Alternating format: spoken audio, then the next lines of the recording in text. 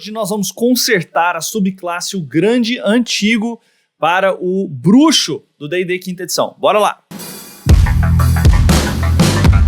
Esse vídeo só foi possível graças aos nossos patronos, tá aí na tela os patronos Tier 2 e Tier 3. Se você quer conhecer todas as vantagens do nosso apoio e se ajudar o nosso canal, o link tá na descrição. E aí pessoal, Scalinos aqui. Hoje nós vamos consertar uma das subclasses que deveria ser muito legal, que deveria ser muito tora. E apesar da temática ser muito legal, mecanicamente ela não é lá essas coisas no D&D Quinta Edição, que é o Grande Antigo. Então os patronos do Warlock, você tem várias opções, o Grande Antigo é uma das mais massas. Você que quer mexer com uma coisa pior que o demônio, você vai escolher o Grande Antigo, que vai mexer com Cthulhu, essas coisas completamente gigantescas, completamente infinitas, de planos paralelos e completamente ruins, que vão lascar com a tua vida, e você tá super animado para poder ter esse patrono na sua vida, vai escolher esse tipo de patrono pro seu bruxo. Já que você vai ter que fazer um pacto com essa criatura terrível, que pelo menos vale a pena que você tenha recursos interessantes. Por que o Grande Antigo ficou ruim na edição passada? Nós já fizemos tier list, já mostramos por quê, já falamos nossas opiniões. Clica aí se você quiser saber, aliás aqui, para você, se você quiser saber mais sobre isso. Mas basicamente as habilidades mecânicas ficaram muito ruins, elas ficaram fracas, elas acontecem poucas vezes por dia. E nós quisemos fazer pequenos balanços nesse consertando. Não é um consertando que mudou drasticamente a classe. Ela foi extremamente baseada no que os designers do D&D já queriam fazer com essa subclasse, com exceção da última habilidade que nós mudamos completamente também, vamos explicar por quê. Então vamos lá, mostrando como é que ficou o Grande Antigo patrono para o Warlock 2.0. Esse aqui é o nosso PDF todo, queremos agradecer principalmente nossos patronos que nos ajudam a continuar com esses vídeos e dizer que esse PDF vai estar disponível para os patronos, tá? Você pode baixar lá. Primeira coisa, a lista de magias expandidas só mudou a magia do segundo nível, que é o Mind Spike, que foi colocado, o espículo de mente, porque o detectar pensamentos foi modificado. Já vou mostrar para vocês na habilidade aí que aparece no comecinho, já a partir do primeiro nível. Então, no primeiro nível, como é que era anteriormente? Anteriormente, você tinha acesso apenas à capacidade de transmitir pensamentos. Era só isso. Nós colocamos outras coisas úteis e que não ficou, definitivamente, na minha opinião, quebrado. Mas são coisas que você vai usar muito mais. O primeiro nível é o nível mais usado, é aquele mais importante. O Hexblade ganha 3 coisas que ele usa o tempo todo. E aqui também eu queria dar 3 coisas que você vai usar frequentemente e que vão ser úteis para você ao longo da sua jornada. Primeiro, a questão de falar telepaticamente continua a mesma coisa que já estava, né? Você comunica com 18 metros e você não consegue, a pessoa não consegue responder. Isso aí continua exatamente a mesma coisa do que estava, certo? Segundo ponto que agora sim é extra do 2.0. Isso aqui é um homebrew, isso aqui não é oficial. Eu quero sua opinião aí embaixo depois. Mas você consegue conjurar, detectar pensamentos uma vez por dia, sem gastar nenhum tipo de componente verbal, material, componente gestual, nada. Ao somático, nada disso. Você pode conjurar uma vez por dia e você aprende essa magia. Então ela passa a ser uma magia aprendida. Antes ela fazia parte da lista que você podia aprender. Agora ela é aprendida para você. Você pode conjurar, detectar pensamentos também assim que você tiver slots, níveis de magia para isso, você pode conjurar com seus níveis normais, usando as suas magias de pacto. Mas aqui, uma vez por dia, você pode conjurar ela sem gastar nenhum tipo de componente e sem gastar espaço de magia, certo? Além disso, você ganha uma parte do talento telecinético, que é o seguinte: com uma ação bônus, você pode tentar empurrar uma criatura que você vê até 9 metros de você de forma telecinética. Para fazer isso, a criatura pode resistir a isso com um teste de força, CD8 mais seu bônus de proficiência, mais o modificador, na verdade, de carisma, que está o modificador de atributo, que ele é realmente igualzinho o talento telecinético, mas é um modificador de carisma. Ou então ele se move 1,5 metros, ou seja, 5 fits na sua direção ou se afastando de você. Tá? Então, qualquer criatura pode escolher falhar nesse teste. O que aconteceu aqui? No nível 1, você colocou uma habilidade que você vai usar muito frequentemente, que é a habilidade de telecinese. É uma habilidade muito útil para você gastar a sua bonus action. É uma habilidade quebrada? Não. Tem um teste de resistência. A criatura vai mover só 1,5 metros para trás ou para frente, mas junto com as habilidades do Warlocks que já fazem a movimentação de criaturas, essa habilidade pode ficar assim muito interessante. Ela fica útil, ela fica um negócio que você usa o tempo todo, que pode te ajudar a tirar amigos do agarrar, por exemplo, que pode jogar um inimigo numa vala, que pode trazer alguém para perto de você, justamente o que ele precisa para poder te curar. Então aquela habilidade útil que você vai usar o tempo todo ao longo da sua jornada sem quebrar a campanha. essa habilidade não vai quebrar a sua campanha. A habilidade de telecinese, de mandar pensamentos, não vai quebrar a sua campanha. Mas o fato de você colocar essas 3 coisas, o detectar pensamento sem componente somático, sem gastar magia de pacto, vai ficar muito legal de ser usado. Se você só bota ele como magia de pacto, não compensa você escolher essa magia, não compensa você gastar uma magia de pacto com ela, e aí você nunca usa. Então esse foi o racional em torno da por que nós escolhemos fazer desse jeito, e eu sinceramente acho que ficou muito bom. Testa primeiro, antes de você achar forte demais. Tá? Mas realmente melhorou o que existia na versão que veio pronta aí do livro do jogador desse livro. Vamos ver a próxima habilidade. No level 6, você ganha proteção entrópica. Essa habilidade ficou exatamente igual que já estava no nível 6 do Grande Antigo. Quando a criatura for realizar um teste de ataque contra você, você joga uma reação para impor desvantagem nessa jogada. Tá? Se o ataque erra, você tem vantagem no seu próximo ataque contra essa criatura até o final do seu próximo turno que você fizer.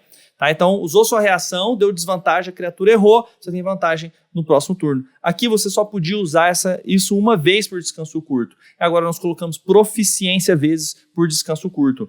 É uma evolução natural, eu acho que é algo que os designers fariam tranquilamente, não fica forte demais.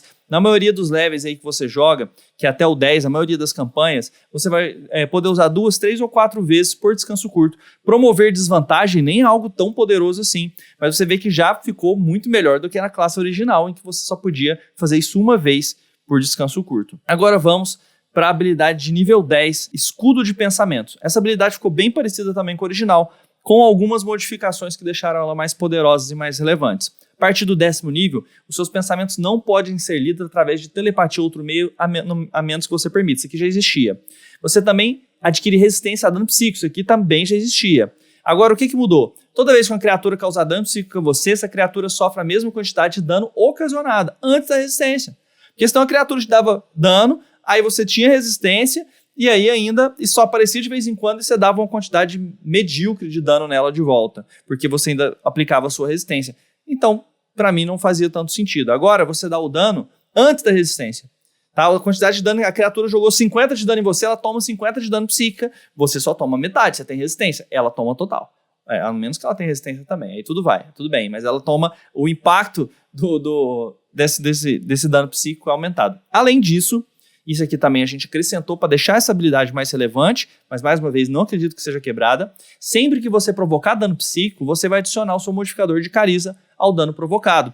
Então usou uma cantrip, um truque que dá dano psíquico, como Mindsliver, por exemplo, você provoca um dano de carisma a mais. O próprio dano psíquico que você está retornando para a criatura, você provoca dano de carisma a mais. Isso é 4, 5 a mais de dano que você está provocando. Mais uma vez, nada que quebra a campanha, mas ficou mais interessante. É uma habilidade que aparecia muito de vez em quando, e quando aparecia não era tão relevante porque dava pouco dano. Agora ela vai aparecer bem mais, porque sempre que você escolher coisas que dão dano psíquico, você vai dar um pouco de dano a mais. Isso sempre vai ser interessante, e além disso você continua com os outros benefícios dessa habilidade. E vamos agora para a última habilidade. A última habilidade, pessoal, é o seguinte: o Grande Antigo, as pessoas jogam errado.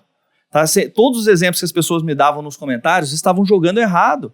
Falando assim, porque chama criar escravo a habilidade. E ela não faz isso. Ela não cria escravo porcaria nenhuma. A única coisa que a habilidade original faz é dar condição charmed para a pessoa, condição encantado. O que isso significa? A pessoa não pode te atacar e ela te vê com bons olhos, como um amigo. E aí lá nos comentários as pessoas comentavam assim, na hora que eu estava explicando a classe do bruxo. A pessoa usou isso aqui, aí ela usou o mago do inimigo para poder, controlou ele usou todas as magias dele. Isso não existe, não faz isso aquela habilidade. Tá? A habilidade original, criar escravo, não faz isso. Tá? Você não controla nada.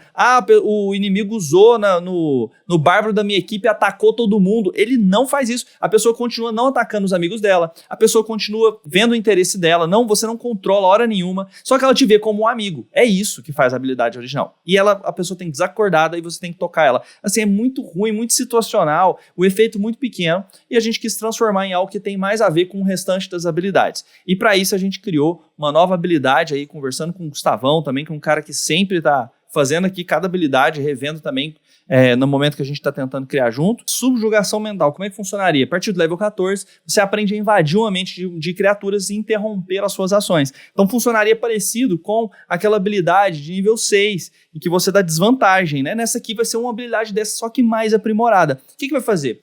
Quando você gasta uma ação, você invade a mente de uma criatura. Durante o próximo 1 minuto, você consegue distinguir os pensamentos dessa criatura como se ela tivesse sob efeito de detectar pensamentos. Então o que acontece? Você começa a prever. Você sabe o que ela está pensando, o que ela está agindo, você começa a agir de uma maneira preventiva a isso. Então você ganha algumas coisas. Primeiro, durante o efeito, durante esse 1 minuto, você pode gastar a sua reação e tentar interromper uma ação bônus ou um movimento dessa criatura. A criatura resiste a isso.